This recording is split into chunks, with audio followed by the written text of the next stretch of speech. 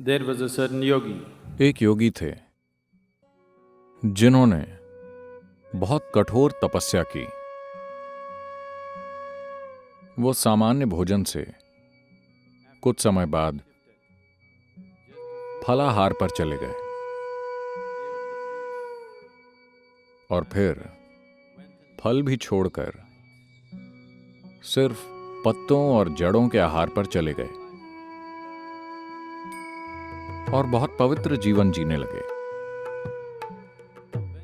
एक दिन जब वो अपनी छोटी सी झोपड़ी के लिए छप्पर बनाने के लिए जंगल में घास काट रहे थे तो अचानक गलती से उन्होंने अपनी ही उंगली काट दी। जब उनकी उंगली कट गई तो वो ये देखकर हैरान रह गए कि उनकी कटी हुई उंगली से खून निकलने की बजाय एक पौधे या फूल का रस निकल रहा है।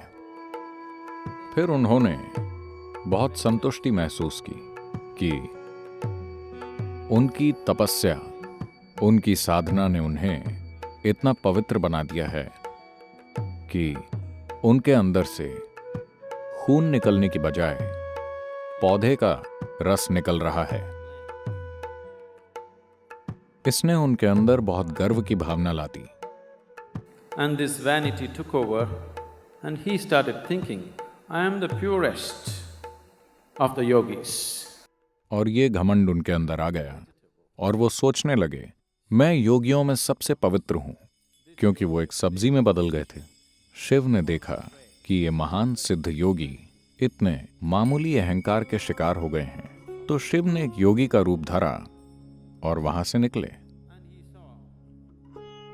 उन्होंने योगी के चेहरे पर संतुष्टि की एक बड़ी सी मुस्कान देखकर पूछा, आप इतना मुस्कुरा क्यों रहे हैं?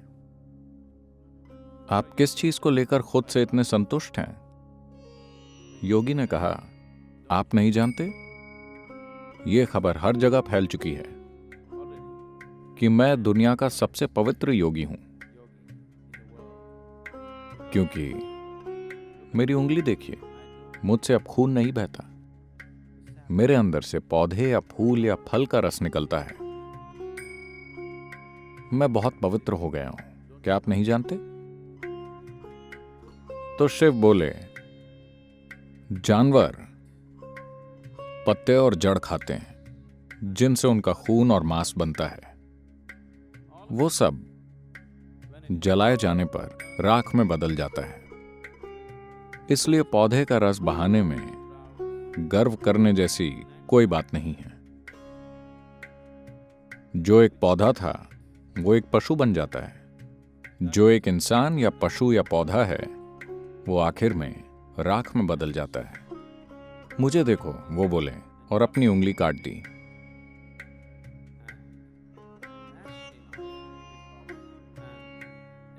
उनके शरीर से राख निकलने लगी, उनके शरीर के रोम रोम से ये राख निकलने लगी। इससे ये पता चलता है कि शिव एक योगी, एक सच्चा योगी, अपना जीवन जीते हुए लगातार मृत्यु को भी जीता है, जो लगातार अपने अस्तित्व की नश्वरता के प्रति जागरूक है, जो हर समय ये जानता है कि उसके शरीर का हाड़ मांस धरती की राख है, सिर्फ वही वास्तव में पवित्र है। यही वजह है कि शिव के शरीर पर हमेशा राख दिखाई जाती है। उन्होंने अपने ऊपर राख नहीं लगाई थी, उनके शरीर के हर रोम से राख बाहर आती थी, जो उनके परम वैरागी होने का प्रतीक थी। मूल साधन ये है कि एक खास विराग हो, हर किसी के लिए अनुराग, अपने लिए विराग। अगर ये एक चीज आपके जीवन में उभरती है तो आप हर चीज को बेहतर तरीके से देख पाएंगे। अगर आप हर चीज को बेहतर देख पाएं, अगर आप जिस फर्श पर चल रहे हैं उसे बेहतर देख पाएं, तो क्या आप अधिक संतुलित होंगे? अगर आप अधिक संतुलित हैं, अगर आप वास्तव में संतुलित हैं, तो क्या आप कई और चीजें कर सकते हैं? क्या आप थोड़ा और नाच सकते हैं? बस यही बात है। जब आप हर चीज उत्साह और जोश के साथ करते हैं तो आपके अंदर अनासक्ति या विराग का फूल खिलेगा, क्योंकि आप देख पाएंगे कि अनासक्ति सबसे शानदार फूल है।